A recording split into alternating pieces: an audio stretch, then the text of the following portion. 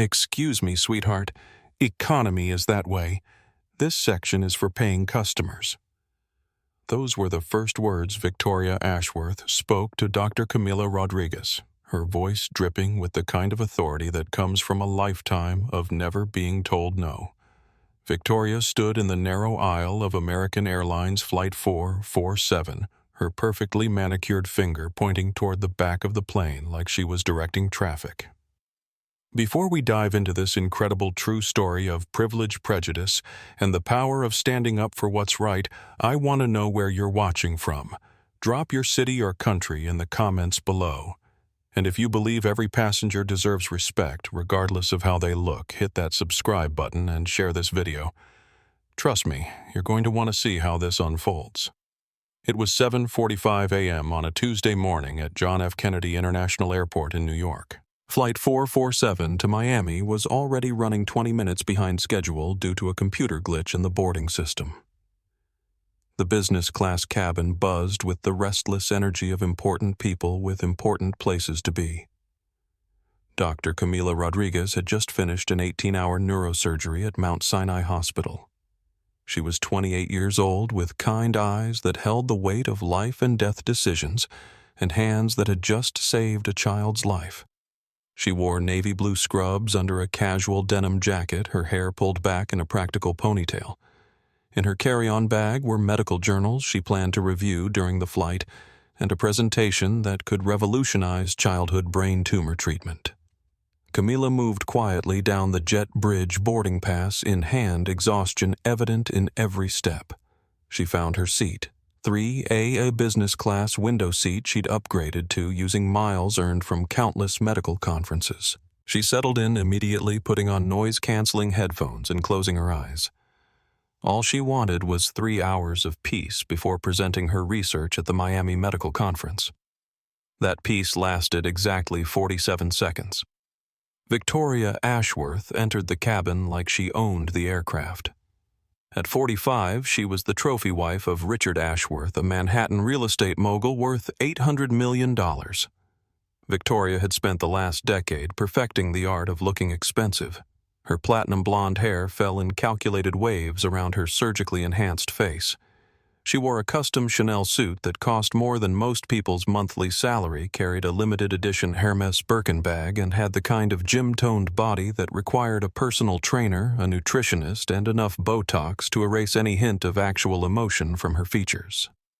Victoria surveyed the cabin with the practiced eye of someone who ranked people by their net worth. Her gaze swept past the businessman in 1A reading the Wall Street Journal, the elderly woman in 2B wearing pearls, and landed on Camila in 3A.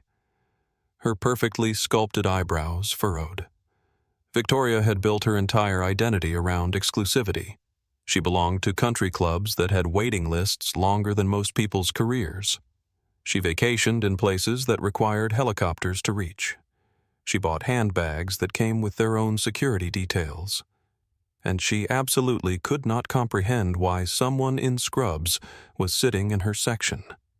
"Sweetheart Victoria," said again, her voice carrying across the cabin.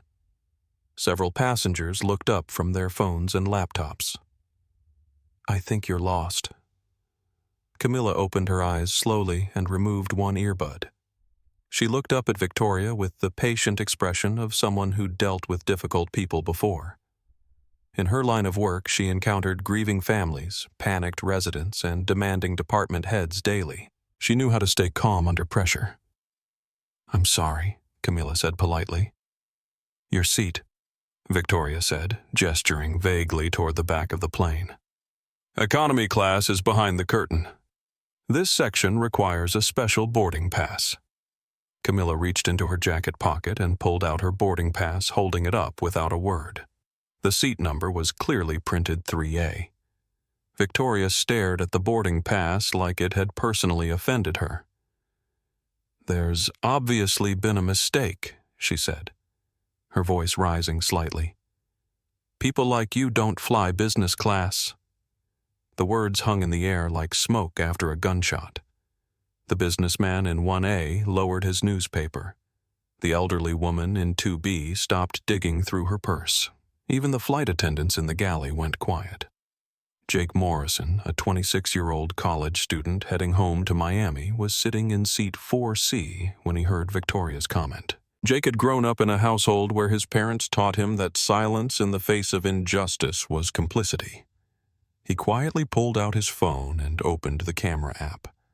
"Ma'am," came a voice from the front of the cabin. Flight attendant Maria Santos approached with the kind of professional smile that barely concealed frustration. Maria was 32 years old, had been flying for 8 years, and had seen enough entitled passengers to write a book, but something about Victoria's tone made her stomach clench. "There seems to be some confusion," Maria said diplomatically. "May I see both of your boarding passes?" Victoria thrust her boarding pass at Maria like she was handing down a royal decree. "I'm in 3B, but there's clearly been an error with the seating chart. This person cannot possibly have a legitimate business class ticket." Maria examined both boarding passes, then checked her tablet. The manifest was clear. Dr. C. Rodriguez, seat 3. A upgrade purchased with frequent flyer miles 6 days ago. Mrs. V. Ashworth, seat 3. B. Full-price business class ticket purchased 3 weeks ago. "Actually, ma'am," Maria said carefully, "both tickets are valid. Dr. Rodriguez is correctly seated in 3A. Victoria's face flushed pink beneath her makeup. "Doctor?" She looked Camila up and down like she was examining a counterfeit designer handbag. "In scrubs." "How convenient. Let me guess you're a doctor of pharmacy at CVS." The insult landed exactly as Victoria intended. But instead of the explosive reaction she expected, Camila simply took a deep breath. "I'm a neurosurgeon," Camila said quietly. "I just finished operating on a 7-year-old boy with a brain tumor. The surgery lasted 18 hours. I saved his life. Now I'd like to rest for 3 hours before my next presentation." The cabin fell completely silent. Even the background hum of the air conditioning seemed to fade away. Victoria's mouth opened and closed like a fish gasping for air. Then she did what entitled people do when confronted with facts that contradict their worldview. She doubled down. Neurosurgeon Victoria repeated, her voice dripping with skepticism. "Right, and I'm the Queen of England. Maria, I want to speak with someone in charge. I did not pay $3,000 for this seat to sit next to someone who's clearly lying about their credentials." Jake, still recording from 2 rows back, zoomed in on Victoria's face. He had already captured enough material to go viral, but he sensed this was just the beginning. Maria's professional composure began to crack. "Ma'am, I've verified both passengers' tickets. Everything is in order." "Nothing is in order," Victoria snapped. "Look at her. Look at how she's dressed. Look at her hair. Does she look like someone who belongs in business class? Use your eyes, Maria. Use your common sense." That's when Carlos Mendez, a 40-year-old business consultant in seat 2A, finally spoke up. "Lady, what exactly do you think doctors are supposed to look like?" Victoria whirled around to face him. "Excuse me, but this doesn't concern you. It concerns everyone on this plane," Carlos replied. "You're making assumptions about someone based on their appearance, and frankly, it's disgusting. I'm making observations based on standards," Victoria shot back. "This is business class, not a charity ward." Sarah Williams, the head flight attendant, emerged from the galley. Sarah was 43, had been flying for 22 years, and had seen Victoria's type before. Rich, bored, and convinced that money was the same as class. "Is there a problem here?" Sarah asked. "Yes," Victoria said immediately. "I want this person removed from business class. I want her moved to economy where she belongs, and I want an apology for the inconvenience." Sarah looked at Camila, who sat quietly with her hands folded in her lap, then back at Victoria, who stood in the aisle with her hands on her hips like she was posing for a magazine cover about righteous indignation. "Ma'am, I cannot and will not move a passenger who is correctly seated simply because another passenger objects to their presence." Victoria's eyes narrowed. "Then I want to speak with the captain." "Immediately." "That's not necessary," Sarah said. "It absolutely is necessary," Victoria replied. I want someone with real authority to handle this situation. Someone who understands the value of customer service and the importance of maintaining standards. She pulled out her phone and began dialing. Richard. Yes, it's me. I need you to use your connections with American Airlines immediately. I'm being harassed on the plane and they're refusing to help me. Jake's phone captured every word. He had been live streaming on TikTok for the past 5 minutes, and the viewer count was climbing rapidly. Comments flooded the screen faster than he could read them. Karen alert. Someone, stop this woman. Where's the manager when you need one? This is insane. What none of the passengers knew was that somewhere in the corporate headquarters of American Airlines, a very important phone call was about to be made. A call that would change everything. But we'll get to that in just a moment. Right now, Victoria was just getting started. Richard, listen to me carefully. Victoria hissed into her phone, her voice carrying across the business class cabin. I am being threatened by an aggressive passenger, and the flight crew is taking her side. I need you to call someone important at American Airlines right now. She paced the narrow aisle like a caged animal, her designer heels clicking against the aircraft floor with each agitated step. Other passengers watched in a mixture of fascination and horror, like witnessing a traffic accident in real time. Jake Morrison kept his phone trained on the scene, his TikTok livestream now attracting viewers from around the world. The comment section exploded with reactions. This is wild. Someone needs to stop this lady. I can't believe what I'm seeing. Hashtag Flight 447. Drama is about to trend. On the other end of the phone, Richard Ashworth sat in his corner office overlooking Central Park, rubbing his temples as his wife's voice shrilled through the speaker. He had built a real estate empire by reading people, and he could tell Victoria was spiraling into one of her episodes. Victoria, calm down, Richard said wearily. What exactly is happening? I'm sitting next to someone who clearly doesn't belong in business class, Victoria said loud enough for everyone to hear. She's wearing hospital scrubs, for God's sake. She looks like she just walked out of an emergency room. The flight attendants are claiming she's a doctor, but we both know that's impossible. Camila sat quietly in her seat, her eyes closed, trying to block out the chaos swirling around her. She had dealt with difficult family members in the ICU, demanding surgeons in the operating room, and exhausted residents during 36-hour shifts. But this was different. This was personal. This was someone attacking not just her profession, but her right to exist in the same space. Ma'am, Sarah Williams said, approaching Victoria again. I need you to end your phone call and return to your seat. We're preparing for departure. Victoria held up one perfectly manicured finger. Richard, did you hear that? They're trying to silence me now. This is discrimination against a paying customer. The only discrimination happening here is what you're doing to that Dr. Carlos Mendez said from his seat. He had been trying to stay out of the situation, but Victoria's behavior was becoming impossible to ignore. Nobody asked for your opinion, Victoria snapped at Carlos. And I highly doubt she's actually a doctor. People will say anything to justify being somewhere they don't belong. That's when Camila finally opened her eyes and spoke. Ma'am, I understand you're upset, she said, her voice steady and professional. But I've shown my boarding pass, the flight attendants have verified my seat assignment, and I just want to get to my medical conference in peace. I've been awake for 22 hours straight saving a child's life. I'm not looking for a confrontation.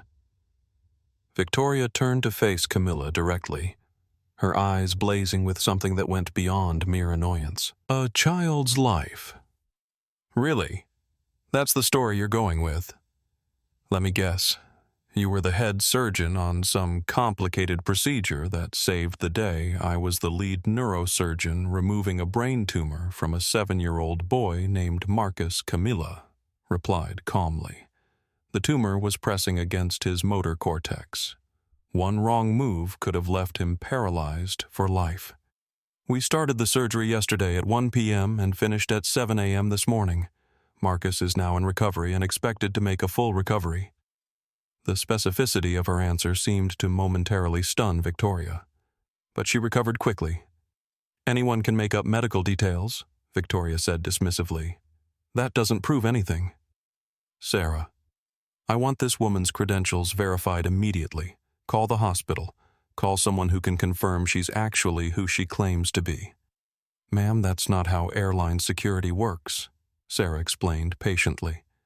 We verify identification and tickets, not professional credentials. Then you need to make an exception, Victoria demanded. I feel unsafe sitting next to someone who's lying about their identity. For all we know, she could be dangerous. She could be unstable.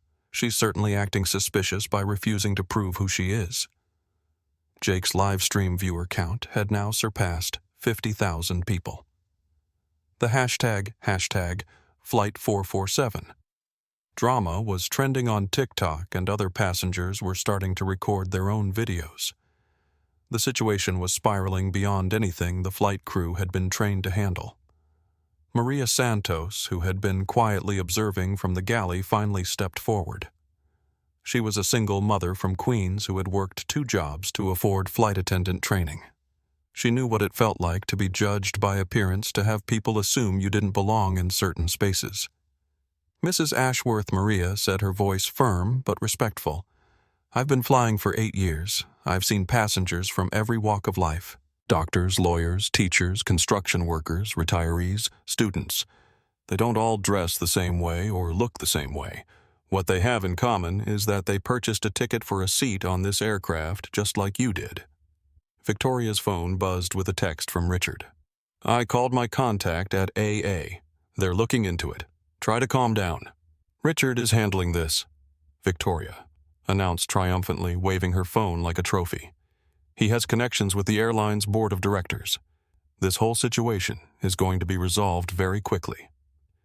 What Victoria didn't know was that her husband's connection was actually David Morrison's assistant, and the message had gone directly to the CEO's emergency line. David Morrison was currently reviewing Jake's TikTok live stream on his phone while sitting in his car outside Terminal 4, preparing to board the same flight for a surprise inspection of customer service standards. Back in the cabin, the elderly woman in seat 2B finally spoke up. Her name was Eleanor Patterson, and she was 82 years old. She had lived through the civil rights movement, had seen segregation firsthand, and recognized the ugly undertones of what was happening. Young Lady Eleanor said, addressing Victoria with the kind of authority that comes from 8 decades of life experience. I don't know who you think you are, but your behavior is absolutely shameful. That woman has done nothing but sit quietly in her assigned seat. Victoria whirled around to face Eleanor.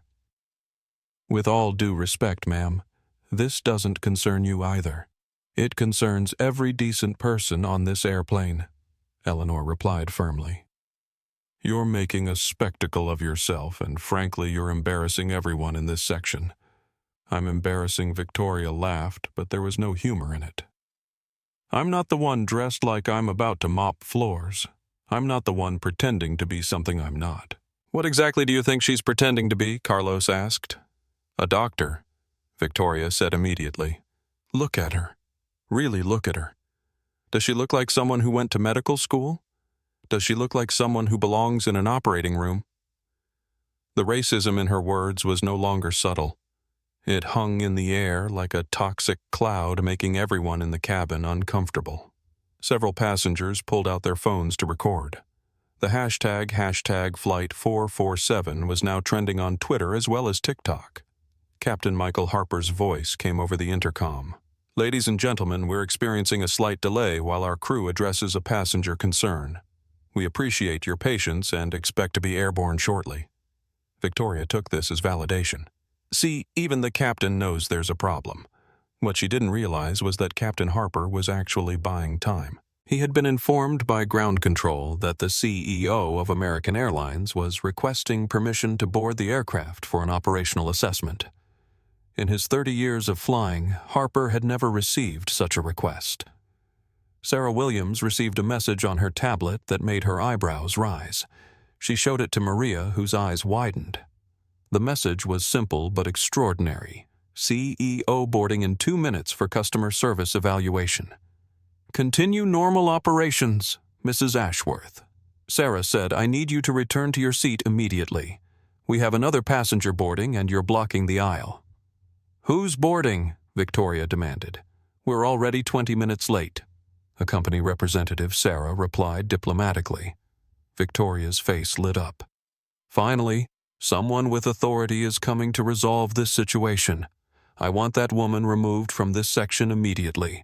I want her moved to economy, and I want a full refund for the inconvenience. Camila opened her eyes again and looked directly at Victoria. Ma'am, I'm not moving. I paid for this seat just like you did. I have every right to be here. Rights. Victoria laughed harshly. You want to talk about rights? I have the right to feel safe and comfortable in a section I paid premium prices for. I have the right to fly with people who meet certain standards. What standards? Camila asked quietly. Victoria gestured vaguely at Camila's appearance. Standards of dress, standards of behavior, standards of appropriateness. The word hung in the air like a challenge. Everyone in the cabin knew exactly what Victoria meant, but she hadn't quite crossed the line into explicit racism. She was dancing right up to the edge using coded language that allowed her to maintain plausible deniability. Jake's live stream had now reached 75,000 viewers with hundreds of comments flowing in every second.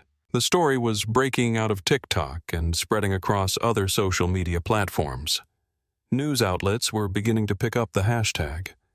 And at that moment, footsteps echoed through the jet bridge as David Morrison, CEO of American Airlines, walked toward the aircraft door.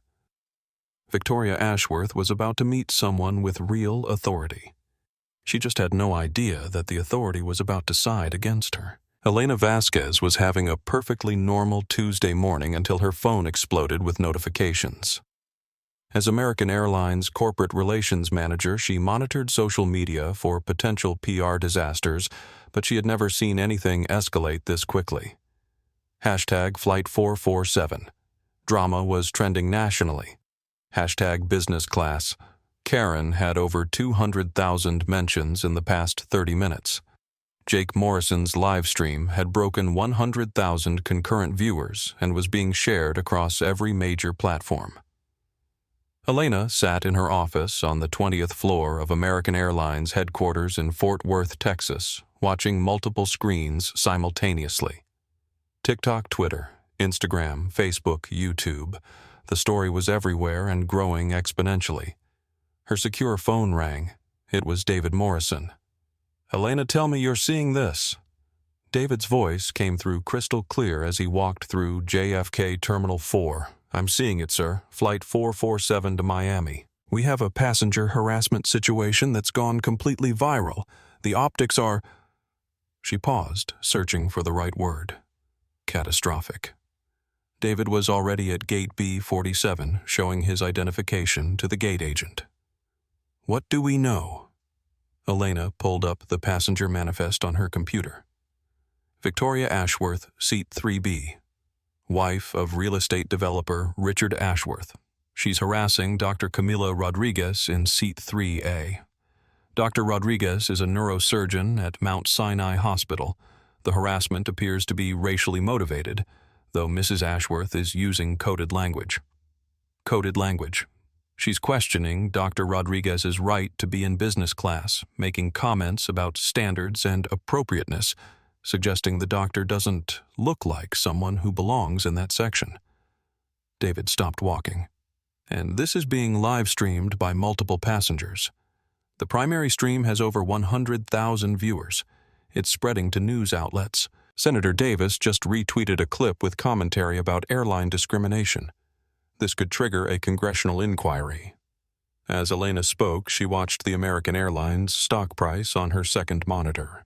It had already dropped 2% in the past hour, and the trading volume was spiking. I'm boarding the aircraft now, David said. Patch me through to the flight crew. I want real-time updates on everything that's being said and done.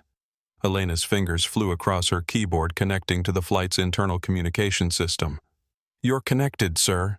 Flight attendants Sarah Williams and Maria Santos are your primary contacts."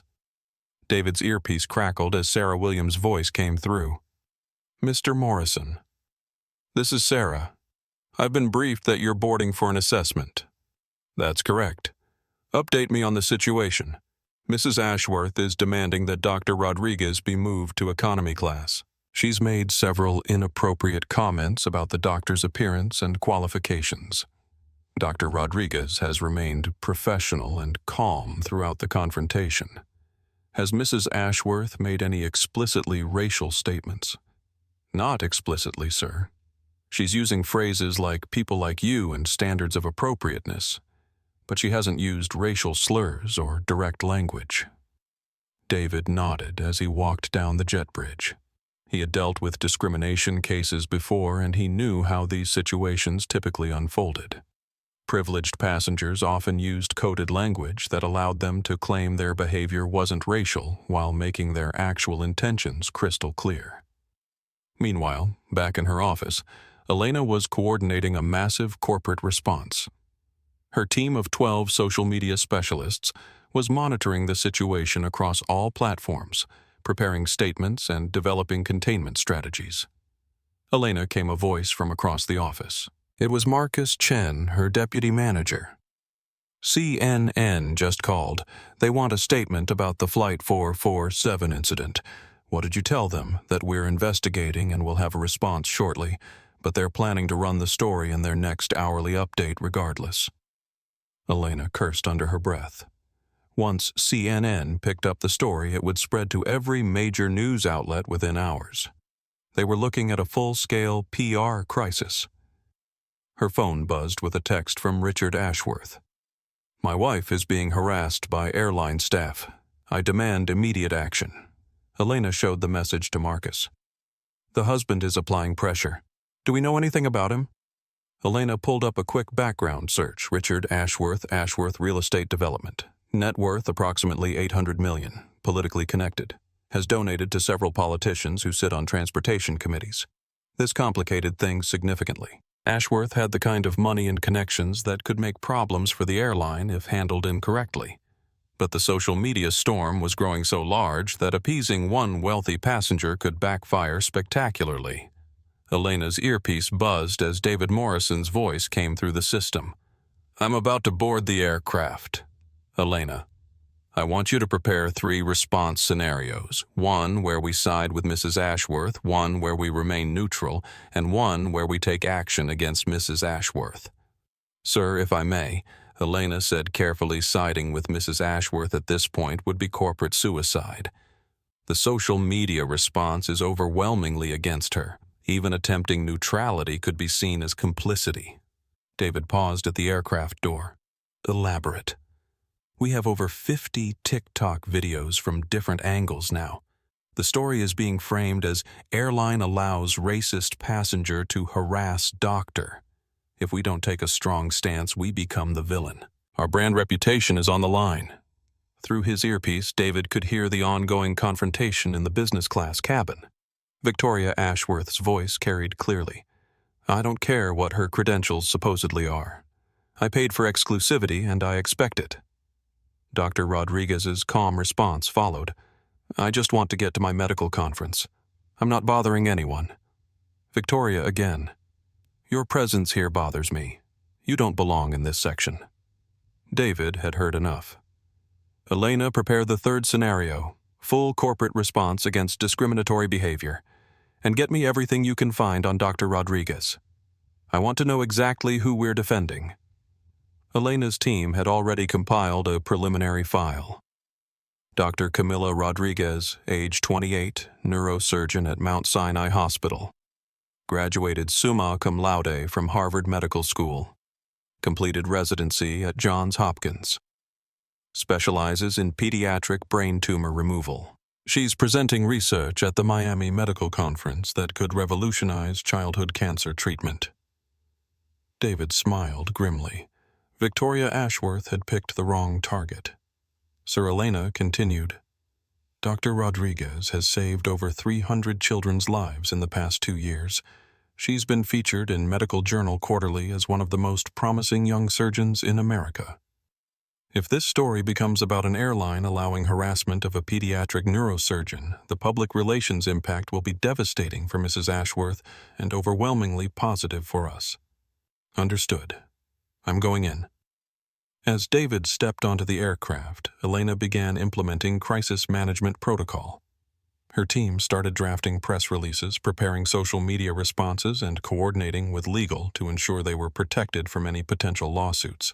But Elena knew that the real resolution was about to happen, 30,000 feet below her office in the business class cabin of Flight 447, where the CEO of American Airlines was about to confront entitled privilege head-on. The live stream viewer count had just surpassed 150,000 people. The whole world was watching, and Victoria Ashworth was about to learn that money doesn't always buy the outcome you expect. David Morrison stepped through the aircraft door at exactly 8:47 a.m. and immediately felt the tension crackling through the cabin like electricity before a thunderstorm. The CEO of American Airlines was 52 years old with silver hair and the kind of quiet confidence that came from 30 years in the aviation industry. He wore a simple navy suit and carried a black leather briefcase looking like any other business traveler. What he saw in the business class cabin made his jaw tighten. Victoria Ashworth stood in the aisle, blocking the path between seats, her designer outfit and aggressive posture, making her look like a storm system in Chanel. Her voice carried across the cabin as she spoke into her phone with theatrical urgency. "Richard, they're refusing to help me. The flight attendants are taking her side.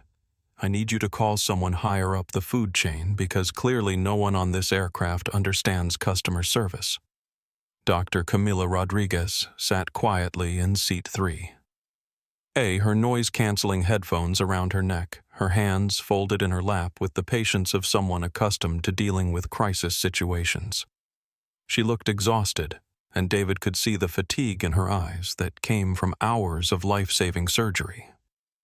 Jake Morrison, in seat 4C, had his phone trained on the confrontation, his TikTok live stream now approaching 200,000 viewers. The comment section scrolled past so quickly it looked like a digital waterfall. "This is insane. Someone stop this, Karen." "That poor doctor. Where's airline security? This is going viral worldwide." David quietly took seat 1A directly in front of the confrontation. Sarah Williams, the head flight attendant, noticed him immediately and approached with professional concern. "Sir, I'm sorry, but that seat is—" "Oh." She stopped mid-sentence as she recognized him. Her eyes widened slightly, but she maintained her composure. "Mr. Morrison, we weren't expecting—" "Continue normal operations," Sarah David said quietly. "I'm here to observe." Victoria, still on her phone, overheard the exchange and turned to look at David with interest. "Morrison, are you with the airline?" David looked up at her with the calm expression of someone who had faced down airline boards, congressional hearings, and crisis situations. "I work for American Airlines." "Yes." Victoria's face lit up like she had just discovered buried treasure. "Perfect. Finally, someone with authority. I need you to resolve this situation immediately." "What situation is that?" David asked evenly. Victoria gestured dramatically toward Camila. "This person is clearly in the wrong section. She's dressed inappropriately. She's making claims about being a doctor that are obviously false, and the flight crew is refusing to move her to economy where she belongs." David's earpiece crackled as Elena Vasquez's voice came through from headquarters. "Sir, we're now at 200,000 viewers on the primary live stream. CNN is running the story in their next update. Bloomberg is calling for comment." Through his earpiece, he could hear the rapid-fire updates from his crisis management team, but his focus remained on the scene in front of him. "Ma'am," David said to Victoria, "what makes you believe this passenger doesn't belong in business class?" Victoria laughed as if the question itself was absurd. Just look at her. Look at how she's dressed. Look at her general presentation. I paid $3,000 for exclusivity, and I expect a certain standard of passenger. What standard is that? The kind of people who actually belong in business class. People who dress appropriately, who conduct themselves with dignity, who don't make up stories about being doctors to justify being somewhere they clearly don't belong. David glanced at Jake, who was recording every word. The young man gave him a slight nod, and David realized that Jake had captured the entire confrontation from the beginning. "Dr. Rodriguez," David said, addressing Camila directly. "May I see your boarding pass?" Camila handed him her boarding pass and identification without a word. David examined both carefully, then pulled out his phone and discreetly opened the American Airlines internal system. Within seconds, he had Dr. Rodriguez's complete passenger profile. The information that appeared on his screen was remarkable. Dr. Camila Rodriguez, frequent flyer member since medical school, had flown American Airlines over 200 times in the past 5 years for medical conferences, research presentations, and emergency consultations. She had never had a single complaint, had upgraded using miles earned through legitimate travel, and had consistently been rated as a courteous passenger by flight crews. But what really caught David's attention was a note in her file from 18 months ago. During a flight from Boston to Los Angeles, Dr. Rodriguez had assisted with a medical emergency when a passenger suffered a heart attack. Her quick action had saved the man's life, and the grateful passenger's family had written a letter to the airline praising her professionalism and skill. Dr. Rodriguez, David said, "I see that you upgraded to business class using frequent flyer miles. How many miles did you have in your account?" "About 400,000, Camila replied quietly. "I travel frequently for medical conferences and research presentations." Victoria scoffed loudly. 400,000 miles. Right. Where exactly would someone like her accumulate that many miles? David's earpiece crackled again. This time, it was Elena with an urgent update. "Sir, we've just confirmed Dr. Rodriguez's credentials through Mount Sinai Hospital. She's not just a neurosurgeon. She's the head of pediatric brain tumor research. She's presenting breakthrough research in Miami that could save thousands of children's lives. If this story becomes about harassment of a world-class pediatric surgeon, the public relations impact will be enormous." David nodded almost imperceptibly, then looked back at Victoria. "Mrs. Ashworth, what exactly do you want the airline to do?" Victoria straightened, sensing that she finally had someone in authority willing to listen. "I want her moved to economy class immediately. I want an apology for this inconvenience. And I want assurance that American Airlines will maintain proper standards in its premium sections. And if the airline refuses, then my husband will use his connections to ensure that appropriate action is taken. Richard knows people on the board of directors. We're not some random passengers you can ignore." David could hear the threat clearly, and he could see that other passengers were recording the conversation. The elderly woman in seat 2B looked disgusted. Carlos Mendez in seat 2A was shaking his head. Jake's live stream chat was exploding with outrage. "Mrs. Ashworth." David said slowly, "May I ask what specific behavior or action by Dr. Rodriguez has caused you concern?" "She doesn't belong here," Victoria repeated, as if saying it more emphatically would make it more true.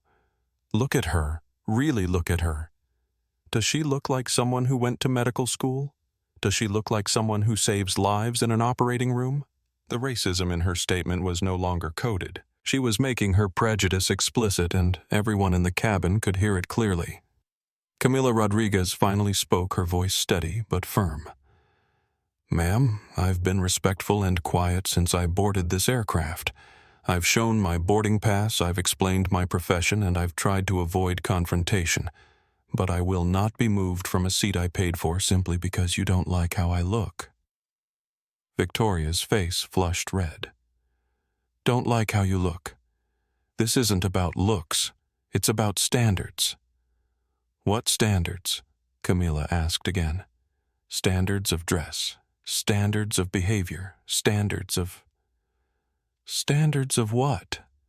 David interjected quietly. Victoria hesitated for the first time since the confrontation began. She realized she was being recorded by multiple passengers and that her words were being broadcast to hundreds of thousands of people. But her anger and entitlement overcame her caution. "Standards of the kind of people who belong in business class," she finished. Elena's voice came through David's earpiece again. "Sir, that statement just guaranteed this story will lead every major news broadcast tonight. We have clear evidence of discriminatory behavior being live-streamed to over 200,000 people." David stood up slowly, and every eye in the business class cabin focused on him. He was about to make a decision that would define not just this flight, but his entire tenure as CEO.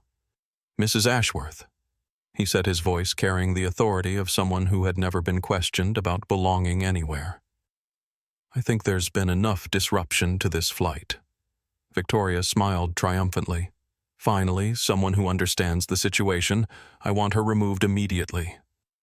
David looked directly into Jake's camera phone, knowing that his next words would be seen by hundreds of thousands of people and replayed on news broadcasts around the world. "Actually," he said calmly, "I think you misunderstood what I meant." The smile began to fade from Victoria's face. "I'm David Morrison," he continued, "and I'm the CEO of American Airlines." The business class cabin fell completely silent. Even the background noise of the aircraft system seemed to fade away. Victoria's mouth fell open. Jake's live stream chat exploded so rapidly that individual comments became impossible to read, and Dr. Rodriguez David continued looking directly at Camila. "I owe you an apology on behalf of American Airlines for the treatment you've received today."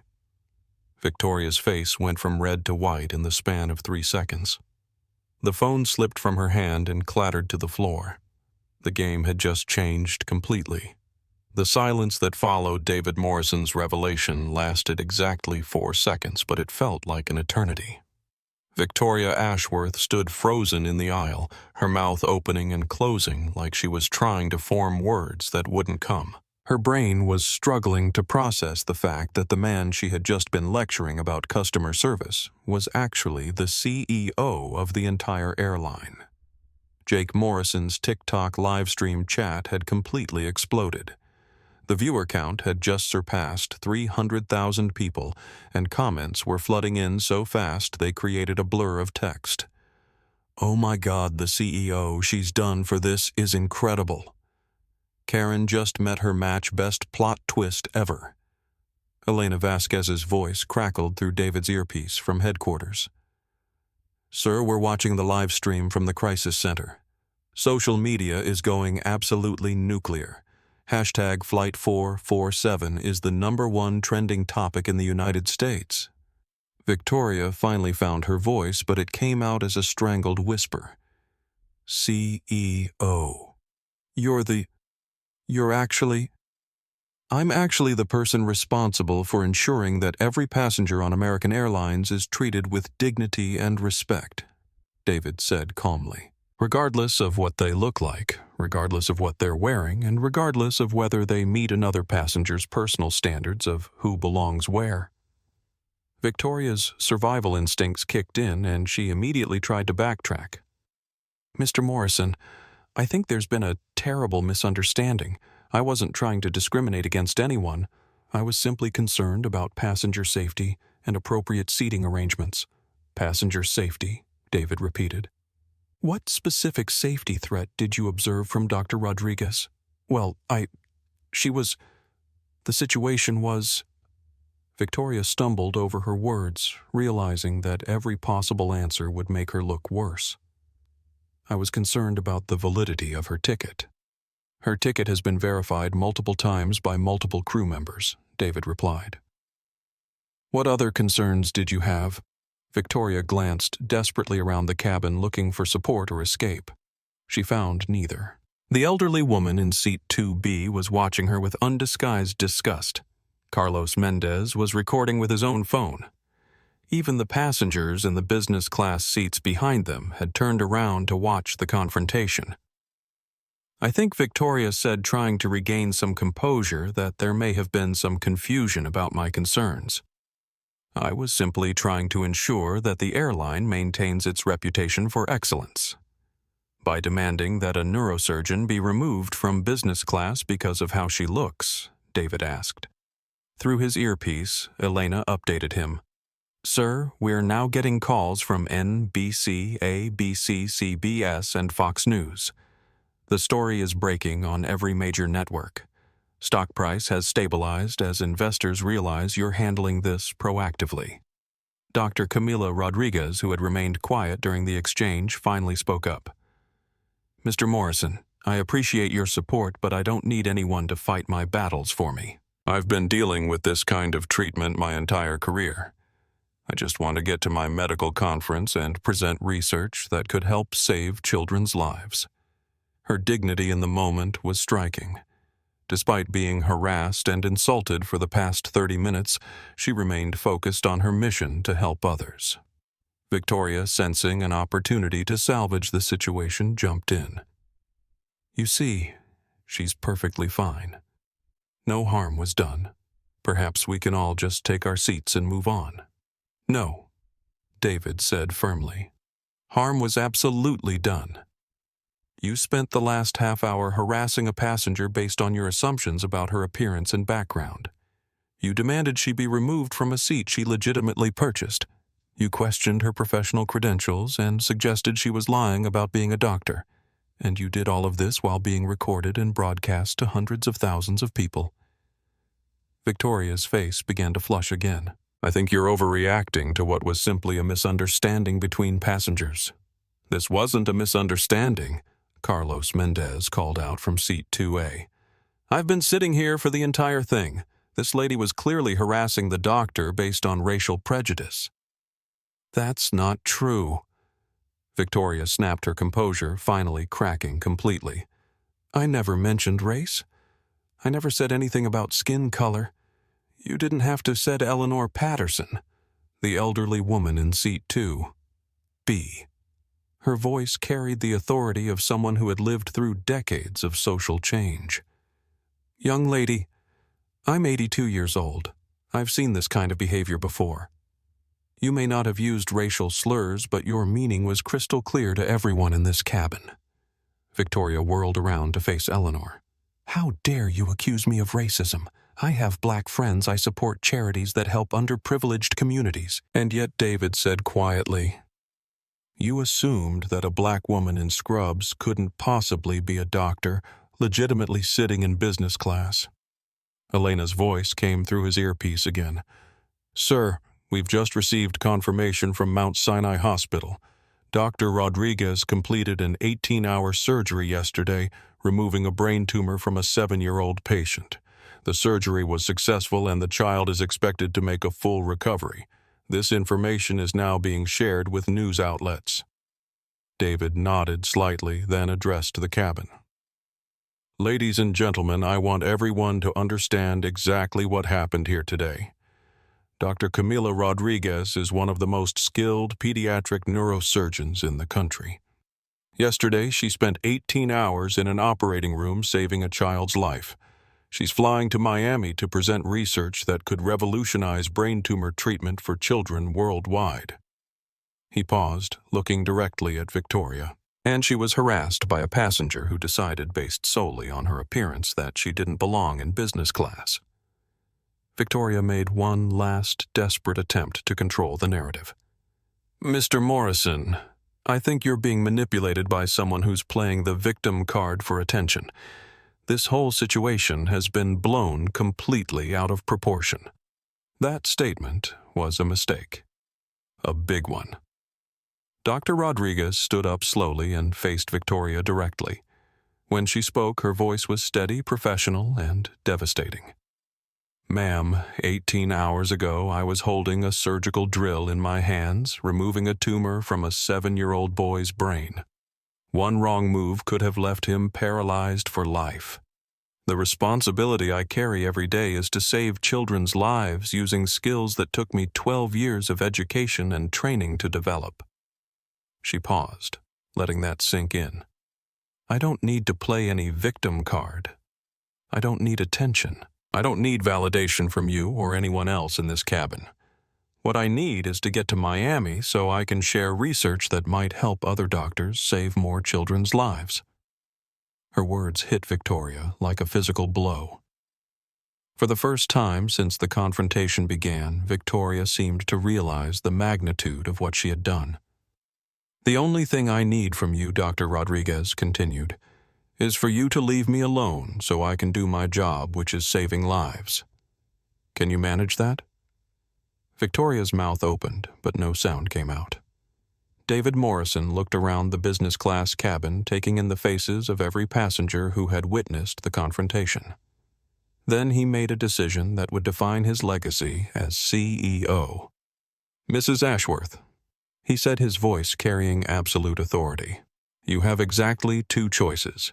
You can return to your seat, remain quiet for the duration of this flight, and consider this a learning experience. Or you can continue this behavior and face the full consequences of harassing a passenger on my airline." Victoria looked around the cabin one more time, seeing the judgment in every face, hearing the silence that followed David's ultimatum. She realized that her husband's connections, her social status, and her wealth meant absolutely nothing in this moment. She was facing justice, and she couldn't buy her way out of it. The livestream viewer count had just hit 400,000 people. The whole world was watching her decide what kind of person she wanted to be. Victoria Ashworth's hands trembled as she reached down to pick up the phone she had dropped. The device's screen showed 17 missed calls from her husband Richard and 43 text messages. The most recent one read, "What the hell are you doing? It's all over the news." Jake Morrison's TikTok livestream had exploded beyond anything he could have imagined. 450,000 people were watching live, and the video had already been shared over 100,000 times. The hashtag Flight 447 was trending in 12 countries. Elena Vasquez's voice came through David Morrison's earpiece with urgent updates. "Sir, we're getting calls from the White House press office. Senator Davis has issued a statement calling this exactly the kind of discrimination that federal oversight is designed to prevent. This is now a national story." David looked around the business class cabin, taking in the faces of every passenger who had witnessed the confrontation. The moment felt historic, like one of those instances when social change happens in real time, broadcast to the world through the lens of a college student's smartphone. Mrs. Ashworth David said, his voice carrying the weight of absolute authority, "I want to be very clear about what happens next." Victoria tried to straighten her posture, but her designer confidence had completely evaporated. "Mr. Morrison, I think we can resolve this privately. There's no need for this to become a bigger situation than it already is. It became a bigger situation the moment you decided that Dr. Rodriguez didn't deserve to be treated with basic human dignity," David replied. "But you're right about one thing. This needs to be resolved, publicly." He turned to address the entire cabin, his voice carrying clearly to every passenger and through Jake's phone to nearly 500,000 viewers worldwide. "Ladies and gentlemen, I want to address what you've all witnessed today. American Airlines has a zero-tolerance policy for passenger harassment and discrimination. What happened to Dr. Rodriguez is completely unacceptable and does not represent the values of this company." Through his earpiece, Elena provided real-time updates. "Sir, American Airlines stock is actually rising now. Investors are responding positively to your leadership. We're getting overwhelmingly supportive comments across all social platforms." Victoria made one final attempt to salvage the situation. "Mr. Morrison, surely we can handle this matter without involving the media or making it into some kind of public spectacle. The media is already involved, Mrs. Ashworth." The public spectacle began when you decided to harass a passenger in front of dozens of witnesses and multiple cameras. What I'm doing now is taking responsibility for ensuring it doesn't happen again. Dr. Camila Rodriguez, who had remained seated and composed throughout the exchange, finally stood up. When she spoke, her voice was steady and professional. Mr. Morrison, I want to say something to everyone who's watching this. She looked directly into Jake's camera, addressing the hundreds of thousands of people following the story in real time.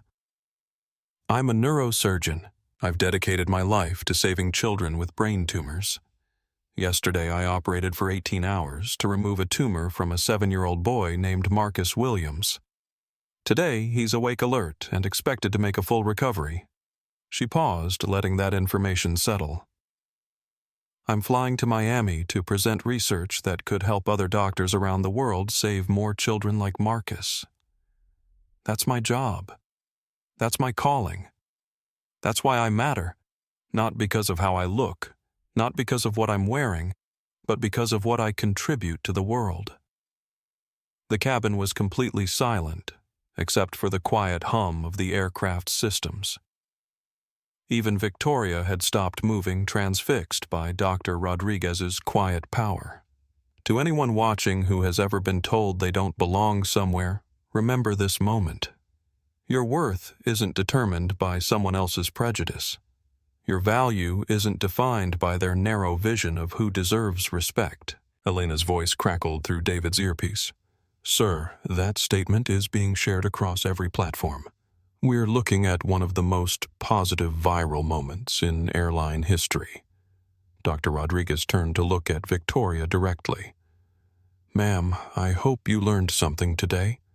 I hope your children, if you have any, never have to experience what you put me through.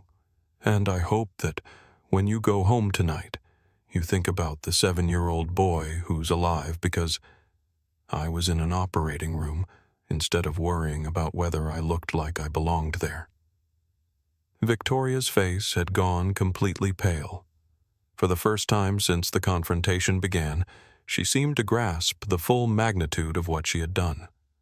She had harassed a world-class pediatric surgeon who saved children's lives for a living. David Morrison stood up and addressed the cabin one final time. American Airlines is implementing immediate changes effective today. We're launching the Rodriguez Protocol, a comprehensive anti-discrimination training program for every employee who interacts with passengers. We're creating a real-time reporting system for harassment incidents. And we're establishing a zero-tolerance policy with immediate consequences for passengers who harass other travelers. Through his earpiece, Elena confirmed Sir Legal has approved all protocols. We're prepared to implement immediately.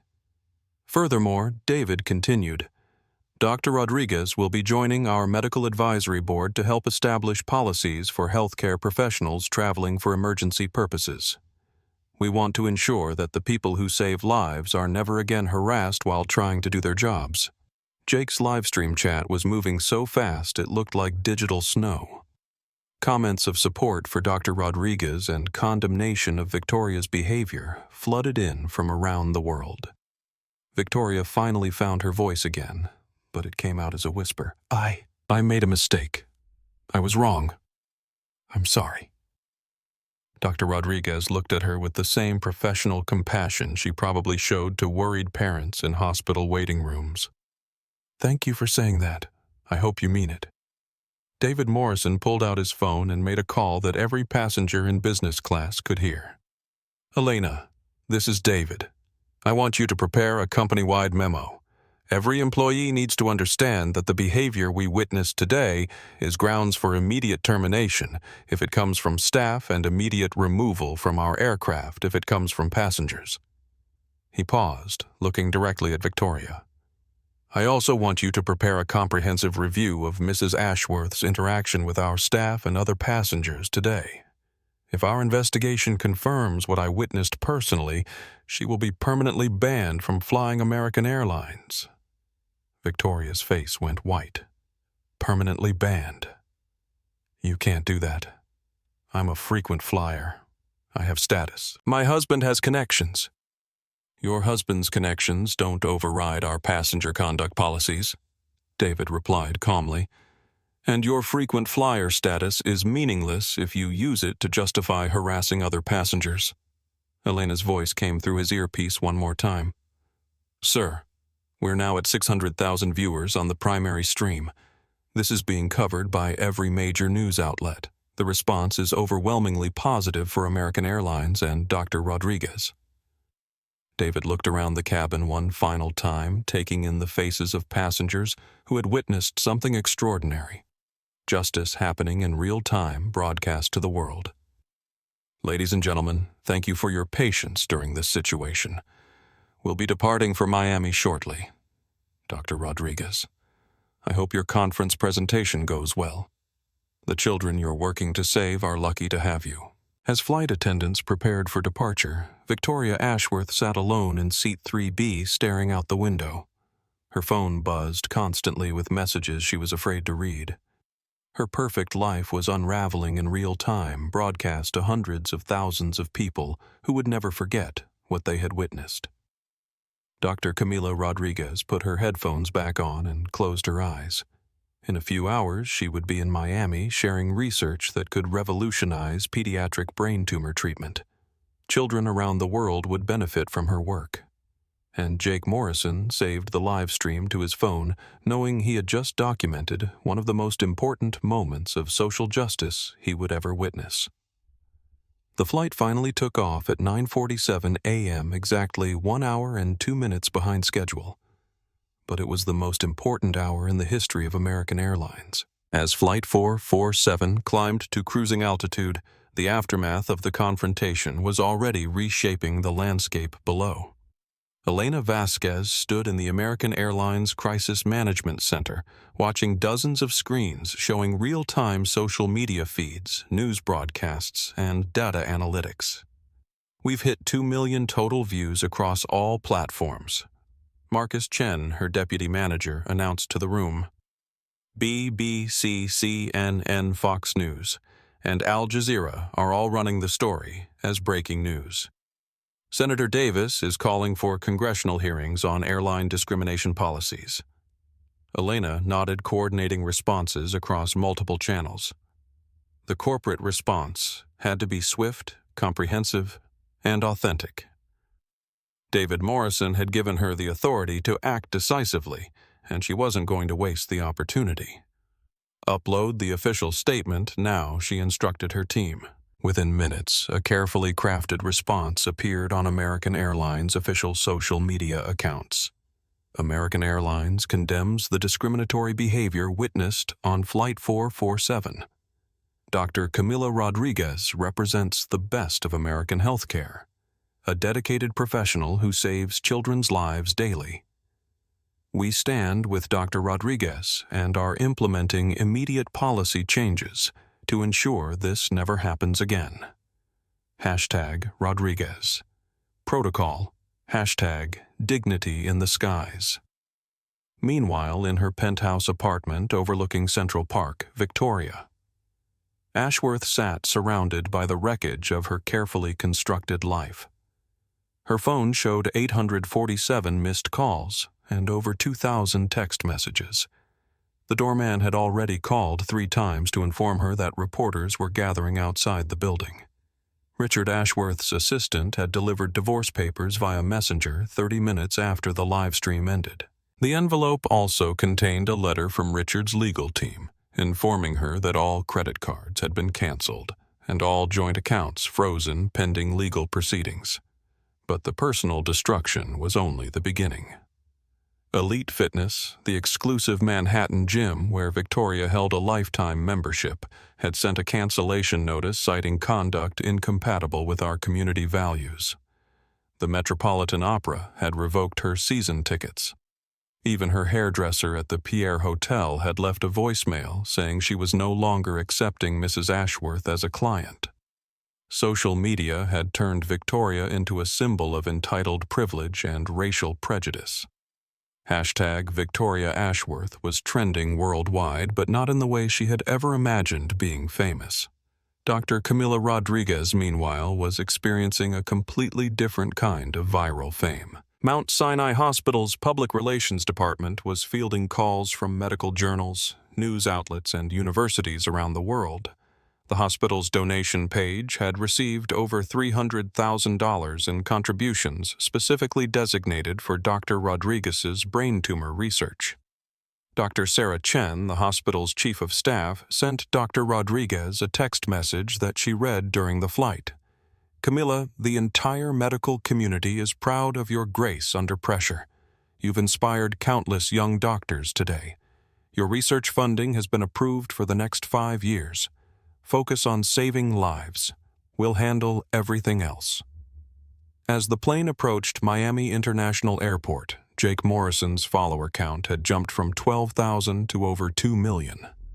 Major news networks were requesting interviews, and social media platforms were featuring his live stream as an example of citizen journalism at its finest. But Jake was already thinking beyond his newfound fame. He had witnessed something historic, and he wanted to ensure the moment led to lasting change.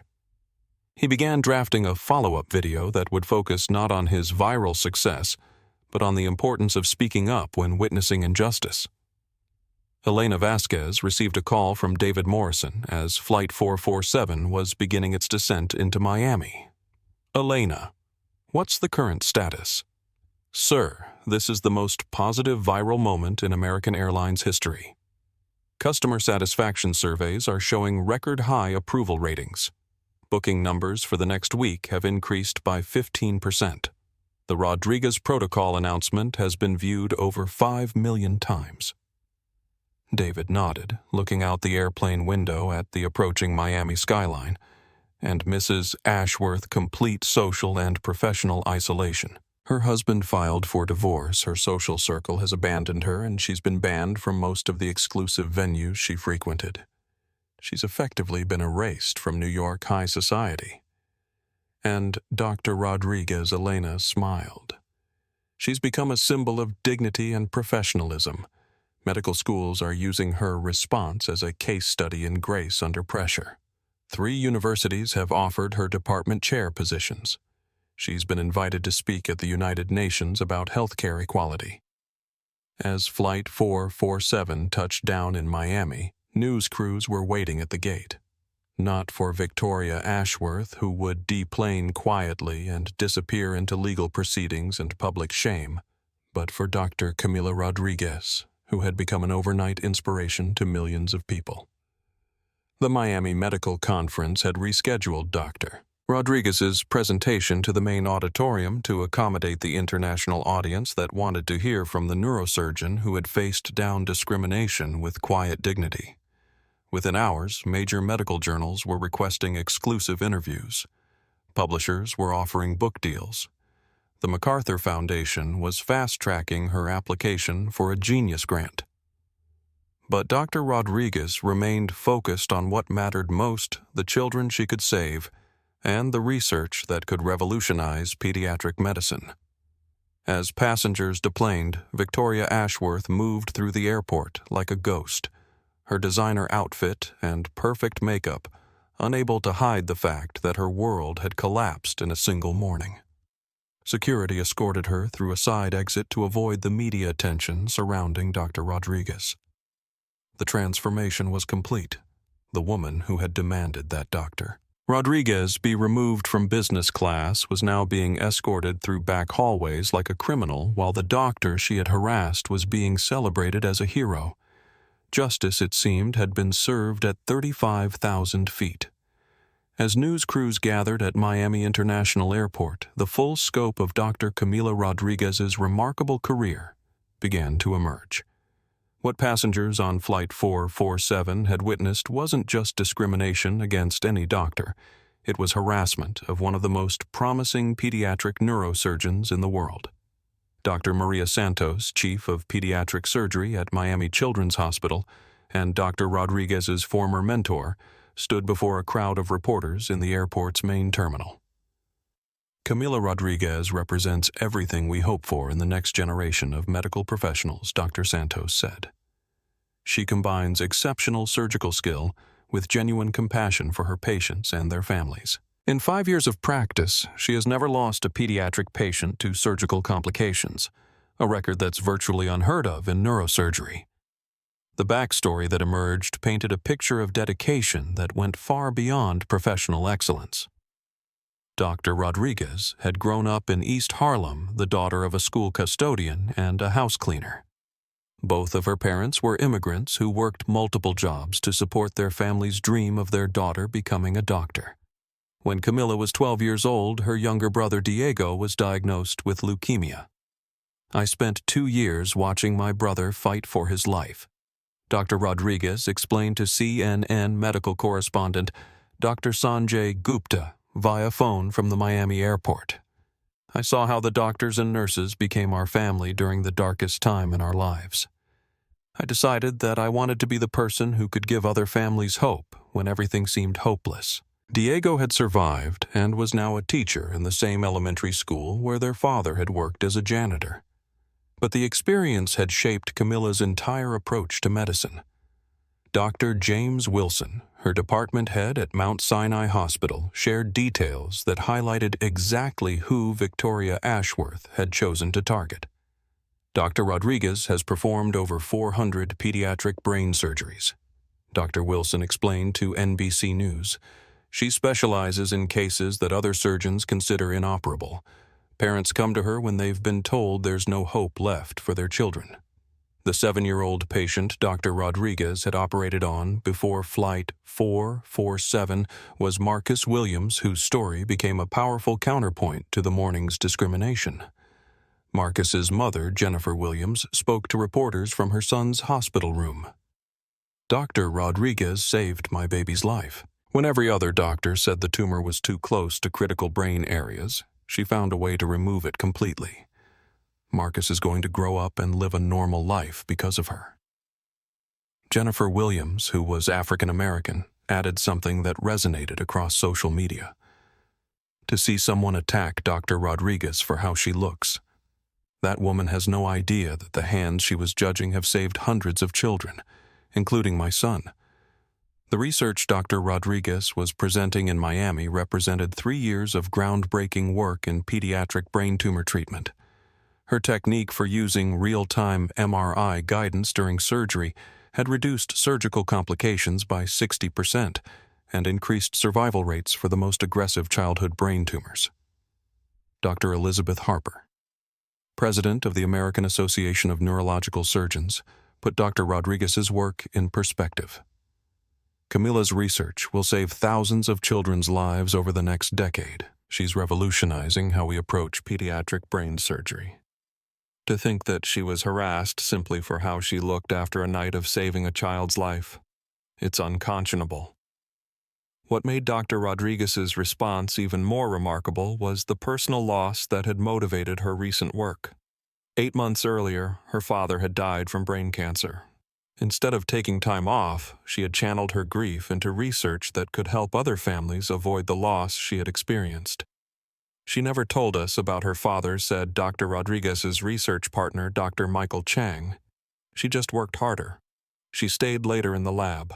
She pushed herself to find better solutions.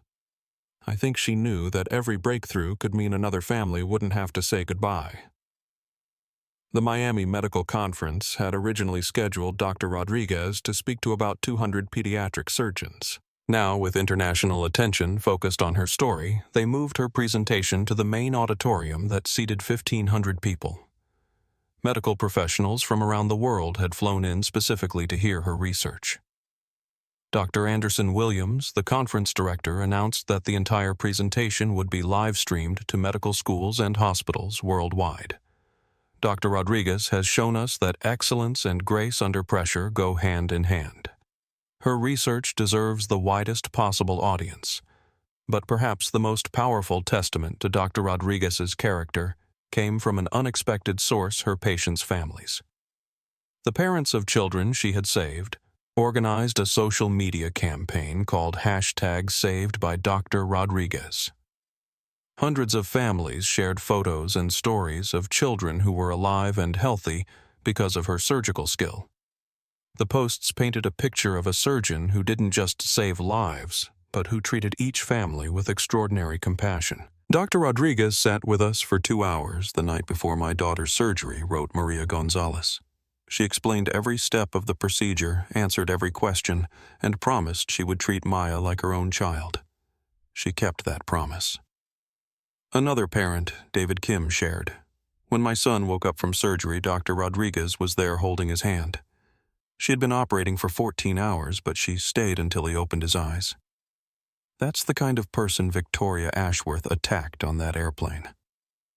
As Dr. Rodriguez prepared for her conference presentation, the contrast couldn't have been starker. While Victoria Ashworth was hiding from reporters and dealing with the destruction of her social standing, Dr. Rodriguez was preparing to share research that would help doctors around the world save more children's lives. The woman who had been told she didn't belong in business class was now being celebrated as one of the most important medical researchers of her generation. The 8-year-old boy who had inspired her to become a doctor, her brother Diego, sent her a text message that she read just before taking the stage in Miami. "Sis, I watched the whole thing online. You handled that with the same grace you've shown our family for 20 years. Dad would be proud. Now go save more kids." Dr. Camila Rodriguez walked onto the conference stage to a standing ovation from 1,500 medical professionals and a live stream audience of over 1 million people worldwide. She had turned discrimination into inspiration, harassment into hope, and prejudice into progress. 3 months after Flight 447, the aviation industry had transformed its approach to passenger harassment and discrimination. The Rodriguez Protocol had become the gold standard for airline customer service training adopted by major carriers worldwide. Elena Vasquez stood before the International Air Transport Association annual conference in Geneva, presenting American Airlines' comprehensive anti-discrimination program to airline executives from 60 countries. The Rodriguez Protocol isn't just about preventing harassment, Elena explained to the global audience. It's about creating an environment where every passenger feels respected and valued regardless of their background, appearance, or profession. The protocol included mandatory bias training for all customer-facing employees, real-time social media monitoring for harassment incidents, and immediate escalation procedures that connected frontline staff directly to senior management. Most importantly, it established clear consequences for passengers who harassed others, including permanent bans from airline services. American Airlines had seen remarkable results. Customer satisfaction scores had reached historic highs, with particular improvements in ratings from passengers of color and healthcare workers. The airline's stock price had increased by 23%, driven by improved public perception and increased bookings from travelers who wanted to fly with a company that took discrimination seriously. Other airlines quickly followed suit. Delta implemented the Dignity First program. United launched Respectful Skies. Southwest created Hospitality for All. Within 6 months, every major airline in the United States had comprehensive anti-discrimination policies directly inspired by the Flight 447 incident. The changes extended beyond aviation. The American Hotel and Lodging Association adopted similar protocols for their member properties. Uber and Lyft implemented anti-harassment training for drivers. Even cruise lines began requiring sensitivity training for staff members. Dr. Camila Rodriguez had become more than just a victim who stood up for herself. She had become a catalyst for industry-wide change. The Miami Medical Conference presentation had been viewed over 10 million times. Medical schools were using her research to train the next generation of pediatric neurosurgeons. Children's hospitals worldwide were implementing her techniques, resulting in improved outcomes for young patients with brain tumors. But Dr. Rodriguez remained focused on her primary mission, saving children's lives. 6 months after Flight 447, she had performed an additional 87 successful surgeries. Her research had led to breakthrough treatments that were being tested in clinical trials across 4 countries. The MacArthur Foundation had awarded her a Genius Grant providing 5 years of funding for her work. Victoria Ashworth, meanwhile, had effectively disappeared from public life. The divorce proceedings had stripped her of access to her husband's wealth. The viral video had made her unemployable in any public-facing role. She had moved to a small apartment in New Jersey as far from her former Manhattan social circle as possible. Richard Ashworth had issued a public statement distancing himself from his wife's behavior and donating $2 million to Mount Sinai Hospital's pediatric neurosurgery department in Dr. Rodriguez's name. The donation had funded new equipment and research opportunities that would benefit children for decades to come. Jake Morrison had parlayed his viral video into a career in documentary filmmaking. His follow-up projects focused on social justice issues, and he credited the Flight 447 incident with teaching him the importance of bearing witness to injustice. He had been accepted to film school at NYU and planned to focus on stories about everyday heroes like Dr. Rodriguez. The regulatory impact had been substantial. The Department of Transportation had proposed new federal requirements for anti-discrimination training in the aviation industry. Several states had introduced legislation specifically protecting healthcare workers from harassment while traveling for work. Senator Davis, who had been following the story since the viral video, invited Dr. Rodriguez to testify before Congress about discrimination in travel. Her testimony had been instrumental in passing the Healthcare Worker Protection Act, which established federal protections for medical professionals traveling for emergency cases or conferences. The cultural impact was perhaps even more significant than the policy changes. #Rodriguez Protocol had become shorthand for standing up to discrimination with dignity and grace. Schools were using Dr. Rodriguez's response as an example of leadership under pressure. Business schools were analyzing David Morrison's decision-making as a case study in corporate crisis management. Dr. Rodriguez had received honorary degrees from 12 universities and speaking invitations from organizations around the world. But she continued to divide her time between surgery research and patient care, never losing sight of her primary mission. The real victory, she told 60 Minutes in an interview 6 months after the flight, isn't that I became famous or that policies changed, though those things are important. The real victory is that maybe the next doctor or teacher or nurse who faces discrimination will remember this story and know they don't have to accept being treated badly. The children she had saved provided the most meaningful measure of success. Marcus Williams, the 7-year-old patient she had operated on before Flight 447 had returned to school and was thriving. His tumor had shown no signs of returning, and his cognitive function was completely normal. Dr. Rodriguez didn't just save my son's life, Jennifer Williams told reporters. She saved our entire family's future. That's what that woman on the plane was attacking, someone who gives families hope. American Airlines had commissioned a documentary about the Flight 447 incident and its aftermath.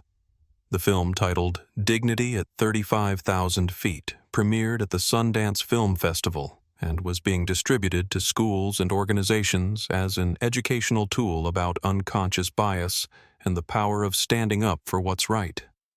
David Morrison had been named CEO of the Year by Airline Industry Publications, but he insisted the recognition belonged to Dr. Rodriguez and the passengers who spoke up when they witnessed injustice. The airplane where the incident occurred, tail number N234AA, had been renamed Dr. Camila Rodriguez in her honor. A plaque in the business class cabin commemorated the moment when dignity triumphed over discrimination. Flight 447 had become more than just a trip from New York to Miami. It had become a symbol of how ordinary people could create extraordinary change when they refused to accept injustice as normal. Dr. Camila Rodriguez stood in Operating Room 7 at Mount Sinai Hospital, her hands steady as she performed her most complex surgery yet. The patient was a 3-year-old girl named Sophia, whose brain tumor had been deemed inoperable by 4 other surgical teams. Scalpel Dr. Rodriguez said quietly, her voice carrying the same calm authority that had impressed millions of people watching Flight 447 coverage 6 months earlier. The surgical techniques she had refined since her Miami presentation were now being used in children's hospitals across 30 countries. Her research had led to a 67% improvement in survival rates for the most aggressive pediatric brain tumors. The little girl on the operating table would benefit from innovations that had emerged from the darkest moment of Dr. Rodriguez's professional life. Outside the OR, the world had indeed changed. American Airlines had won the International Customer Service Excellence Award for their comprehensive anti-discrimination program. The Rodriguez Protocol had been adopted by airlines, hotels, and transportation companies worldwide. Customer complaints about discriminatory treatment had dropped by 80% across the travel industry. Jake Morrison was in his second semester at NYU Film School working on a documentary about healthcare workers who had been discriminated against while traveling for work. His Flight 447 video had been viewed over 50 million times and was being used in sensitivity training programs around the world. Victoria Ashworth had completed a court-mandated sensitivity training program and was volunteering at a community center in Newark, New Jersey. She had written a letter to Dr. Rodriguez apologizing for her behavior, though she had never sent it. The viral incident had cost her everything she thought mattered, but had forced her to confront prejudices she had never acknowledged.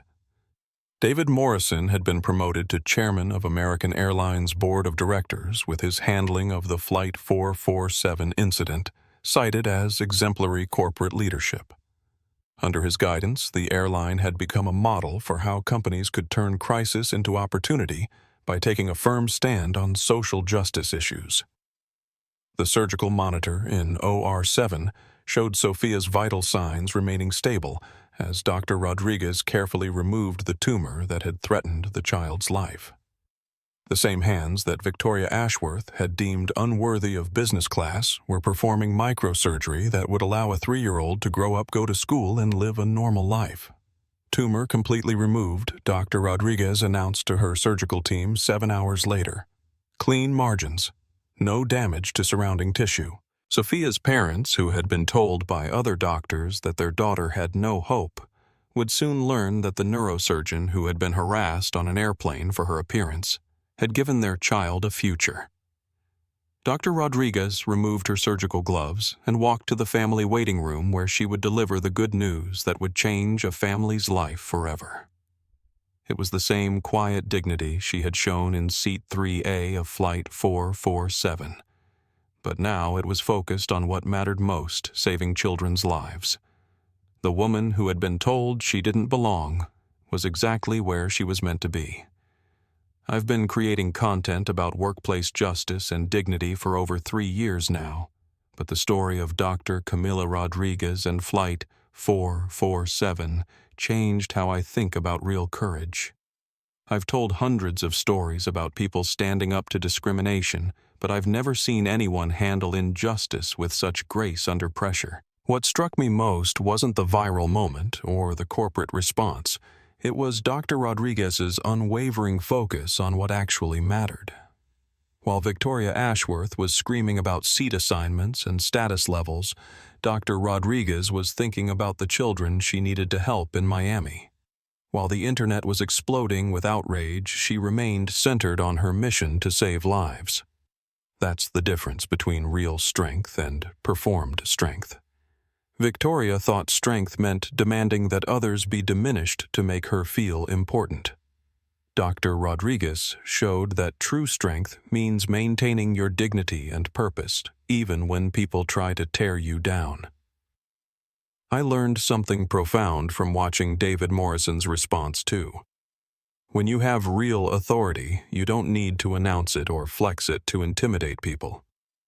Morrison let Victoria reveal exactly who she was before he revealed who he was.